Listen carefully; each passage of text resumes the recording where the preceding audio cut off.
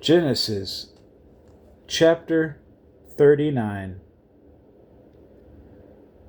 Now Joseph had been taken down to Egypt, and Potiphar, an officer of Pharaoh, captain of the guard, an Egyptian, bought him from the Ishmaelites, who had taken him down there.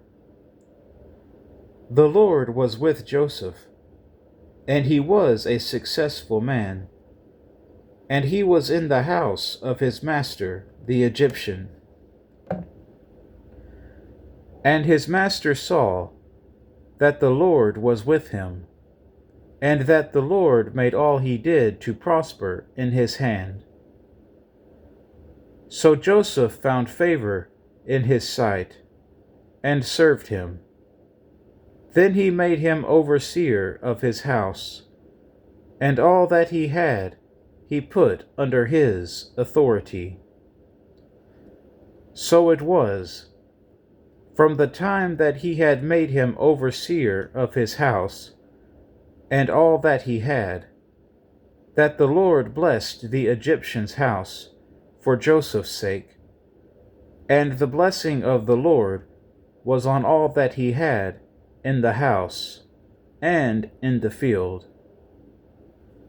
Thus he left all that he had in Joseph's hand, and he did not know what he had except for the bread which he ate. Now Joseph was handsome in form and appearance. And it came to pass after these things that his master's wife cast longing eyes on Joseph, and she said, "Lie with me." But he refused, and said to his master's wife, "Look, my master does not know what is with me in the house, and he has committed all that he has to my hand.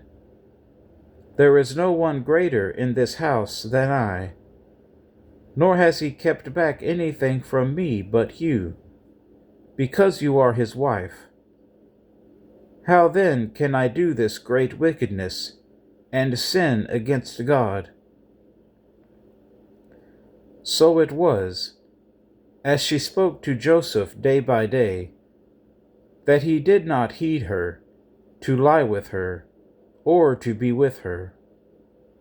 But it happened about this time, when Joseph went into the house to do his work, and none of the men of the house was inside, that she caught him by his garment, saying, "Lie with me." But he left his garment in her hand, and fled and ran outside. And so it was, when she saw that he had left his garment in her hand, and fled outside, that she called to the men of her house, and spoke to them, saying, "See, he has brought into us a Hebrew to mock us. He came in to me to lie with me, and I cried out with a loud voice. And it happened, when he heard that I lifted my voice and cried out, that he left his garment with me, and fled, and went outside. So she kept his garment with her, until his master came home. Then she spoke to him with words like these, saying, "The Hebrew servant, whom you brought to us, came in to me to mock me. So it happened, as I lifted my voice and cried out, that he left his garment with me, and fled outside." So it was, when his master heard the words which his wife spoke to him, saying, "Your servant did to me after this manner," that his anger was aroused. Then Joseph's master took him and put him into the prison, a place where the king's prisoners were confined, and he was there in the prison.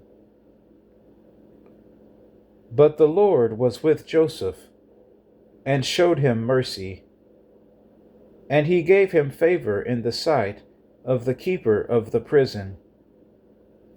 And the keeper of the prison committed to Joseph's hand all the prisoners who were in the prison.